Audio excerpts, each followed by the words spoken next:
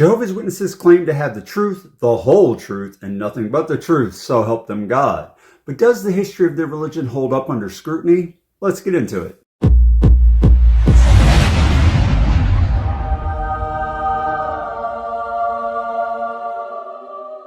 First, we'll take a deep dive into the roots of the Jehovah's Witnesses, focusing on the founder, Charles Taze Russell. His ideas and actions laid the groundwork for what is known today as their faith. But you might be surprised just how different some of his teachings and beliefs were from current Jehovah's Witness doctrine. First off, Russell was a big proponent of pyramidology. Yes, that's right. He believed that the Great Pyramid of Giza held prophetic significance, aligning its measurements with biblical timelines. He thought this pyramid wasn't just a tomb, but a guidebook of divine prophecy.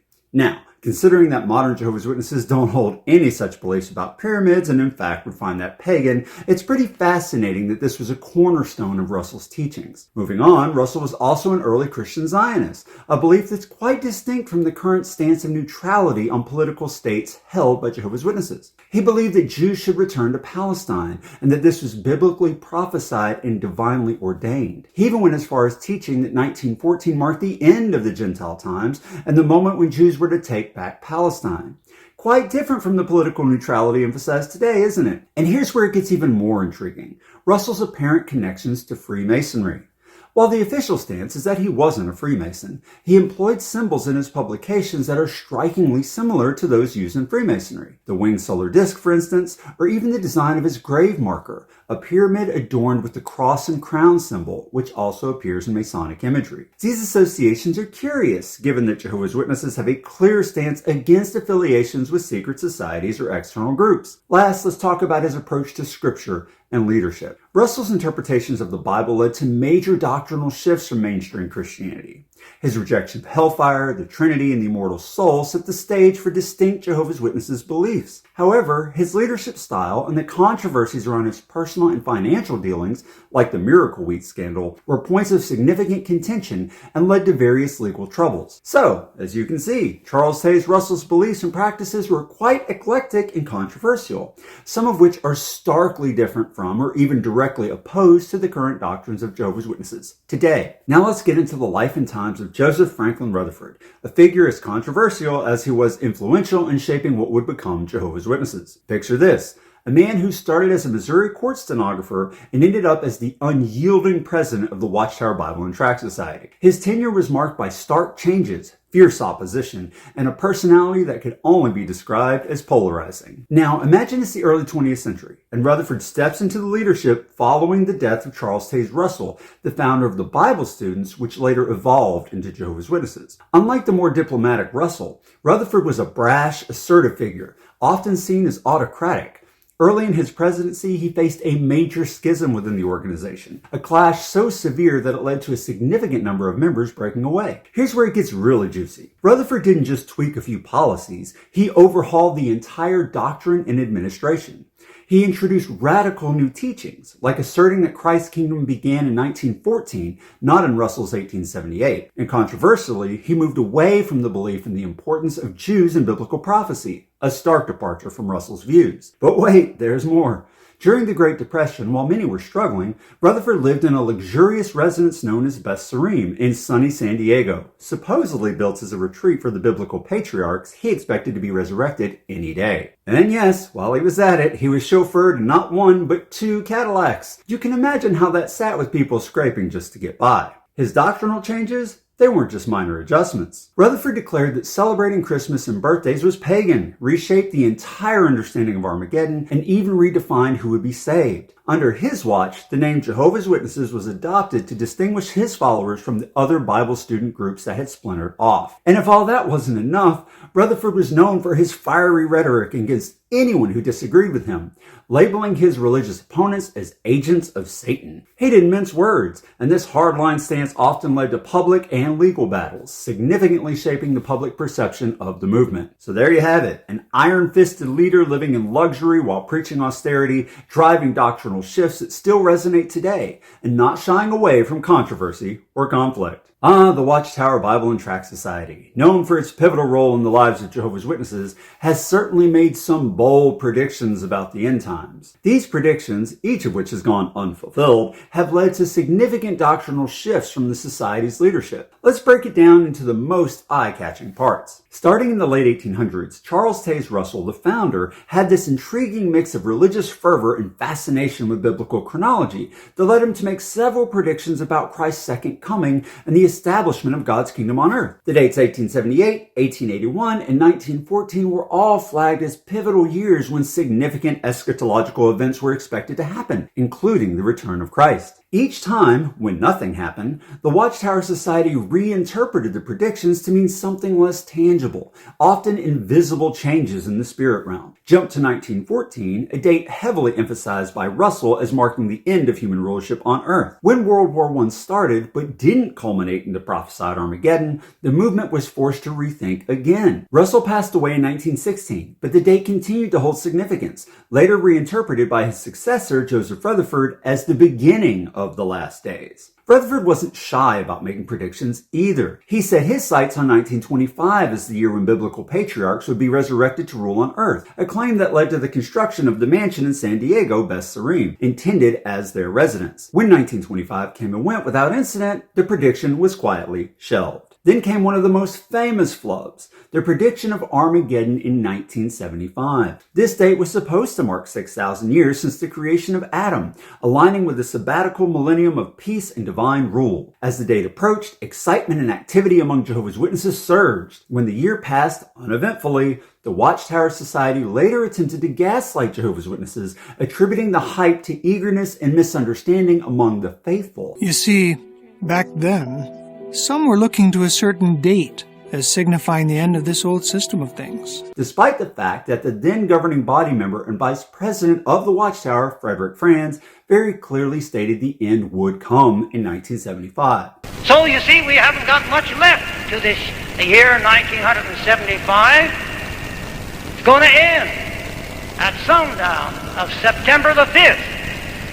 And that immediately after September the 5th, why the millennial kingdom of the Lord Jesus Christ must begin in order to fulfill the final 1,000 years of God's great seventh creative day. And they're expecting the great tribulation to occur and the destruction of Babylon the Great and the annihilation of all the political systems of this world, and then the binding of Satan and his demons and their abyssing to occur before this year is ended. Here's a fascinating twist in the tale of the Watchtower prophecies. Back in 1989, they kicked off the year with a clear declaration in their January 1st Watchtower magazine. They said that the Apostle Paul began the Christian missionary work and boldly stated that this monumental task was going to be wrapped up before the end of the 20th century. Pretty specific, right? But as the year rolled on, it seems they started to second-guess that timeline. By September, when the bound volume came out, the rhetoric had cooled off considerably, and they used revisionist history to modify what the magazine originally stated. The updated wording? They suggested that the completion of their preaching work was expected in our day. But that's not the end of Watchtower's failed predictions. You see, back in the day, the Watchtower had a firm teaching about the end times. They preached that the end of the world would definitely occur within the lifetime of the generation that was alive in 1914, the year they believed marked the beginning of the last days. This idea was based on their interpretation of scriptures that talks about this generation not passing away until all these things have happened. It was straightforward. Those alive in 1914 would still be around to see the apocalypse. But as the years ticked by and the 20th century closed without any apocalyptic showdown, and those who were alive in 1914 started to thin out pretty bad, the Watchtower faced a credibility crisis. They needed a way to adjust the narrative without tossing out the doctrine entirely. Enter the overlapping generations explanation. This was their creative doctrinal evolution. The new teaching proposed that the generation mentioned in the scriptures didn't refer to just one group of contemporaries, but could include overlapping groups. The idea is that one generation generation would overlap with another as long as they had lived during the lifetime of the original 1914 generation. This adjustment effectively extended the prophetic timeline, giving the prediction more time to unfold and maintaining the urgency of their apocalyptic message. This shift allowed them to keep insisting that the end is nigh, while also managing the expectations of their followers. Through each of these predictions, the Watchtower Society has had to navigate the fallout, tweaking doctrines and managing expectations of its members. The pattern typically goes like this: a bold prediction, disappointment, reinterpretation, and then doctrinal adjustments to align with the new understanding. These cycles have tested the faith of many followers, with each failed prediction resulting in a large exodus of believers from the religion. Now, let's talk about some significant doctrinal flip-flops within the Watchtower Society,